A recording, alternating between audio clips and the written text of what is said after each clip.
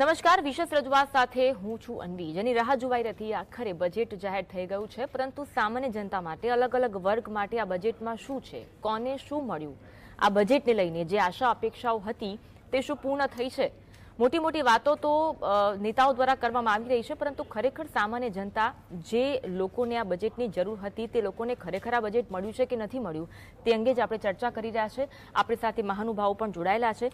આપણી સાથે જોડાયા છે પ્રદીપ જૈન, જેઓ સીએ છે, તો આપણી સાથે નયન પરીખ જોડાયા છે, જેઓ ઇકોનોમિસ્ટ છે, તો કોંગ્રેસમાંથી નિશાંત રાવલ જોડાયેલા છે, હિતેન વસંત છે, જેઓ વિશ્લેષક છે, અને પ્રિયા પટેલ વુમન એમ્પાવરમેન્ટમાંથી જોડાયા છે. આપ તમામનું સ્વાગત છે.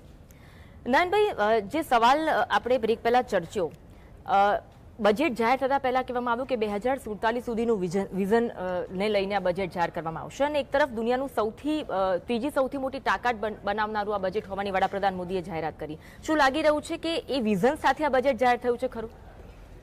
અન્વીબેન, એક તો પહેલા જે ચર્ચા પ્રદીપભાઈએ અને હિતેનભાઈએ શરૂ કરી એને જો પર્સપેક્ટિવમાં લઈ લઈએ, તેમાં જે પ્રદીપભાઈએ કહ્યું કે ટેક્સીસ ઘટાડ્યા છે, હિતેનભાઈનું કહેવું છે ઘટાડ્યા છે પણ અને વધાર્યા પણ છે, તો ખરેખર નેટ શું છે?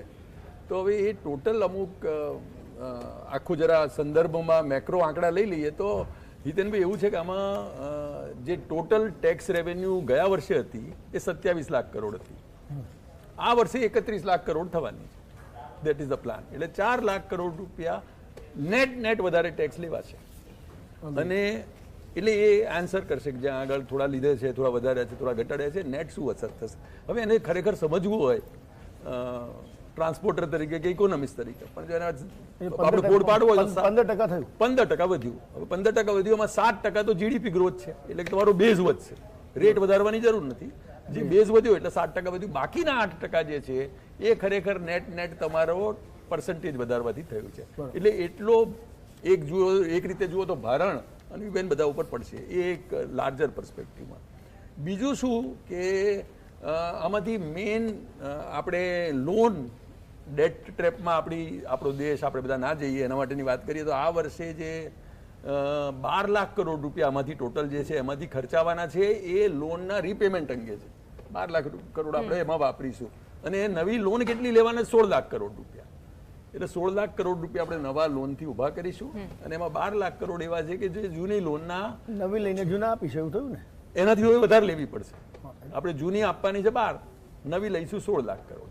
એટલે એ એક બીજો પર્સપેક્ટિવ કે આપણે કેવી રીતે આપણી ઇકોનોમીને ડેટ ટ્રેપમાંથી બચાવીએ, અને એ બાબતમાં કેવી રીતે કોન્શિયસનેસ ક્રિએટ કરીએ. આમાં બસતી નથી ને, આમાં તો એટલે હું એ જ કહું છું કે એને આપણે એટલે વિચારવાનું એ છે કે આમાંથી કેવી રીતે કરીએ. હવે જેમ પ્રદીપભાઈ કહ્યું, ખરેખર પૈસા આપણે લઈએ છીએ એ મહત્વનું નથી કેટલી લઈએ છીએ, પણ સારા કામ માટે વાપરીએ. જેમ આપણે ઘરમાં વિચાર કરીએ કે હું લોન લઉં છું, મારા છોકરાને ભણવું છે તો હું લોન લઉં, તો લોન લઉં તો શું ભાઈ, એને આઈફોન અપાવવા માટે લોન લઉં છું તો એ બરાબર છે કે નહીં, અથવા સ્પોર્ટ્સ ગાડી માટે લોન લઉં છું તો એ બરાબર છે કે નહીં, એ જોવાનું. પણ જો હું એને હાયર એજ્યુકેશનમાં, જે આ બધાને દેશ વિદેશ મોકલે છે, એ સારું ભણવા માટે મોકલું, જેથી આવીને હોનહાર થાય, કોઈ ગ્લોબલ સિટીઝન થાય, કોઈ દેશમાં કોન્ટ્રીબ્યુટ કરી શકે, પોતાને સક્ષમ બનાવે, ઇનોવે સ્કિલની જે વાત કરીએ છીએ એ આપણે કરીએ, એના માટે લોન લેતા હોય તો શું વાંધો છે? આપણે જો કદાચ એક પહેલું ઘર બનાવવા માટે લોન લેતા હોય શું વાંધો છે?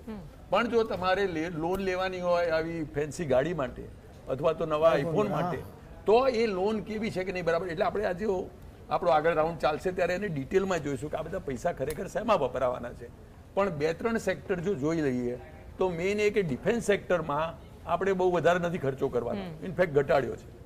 મનરેગામાં જેમાં આપણે વાત થઈ રહી છે એમાં આપણે લગભગ 90,000 કરોડથી લગભગ 86,000 કરોડ કર્યા, એટલે 4,000 કરોડ ઘટ્યા છે. અને બે રીતે જોઈ શકાય. એક તો એ કે સરકાર કોન્ફિડન્ટ છે કે ભાઈ મારે મનરેગાની જરૂર જ નહીં પડે, કારણ કે હું એટલા બધા એમ્પ્લોયમેન્ટ ઊભો કરવાનો છું કે મનરેગાની શું જરૂર પડે.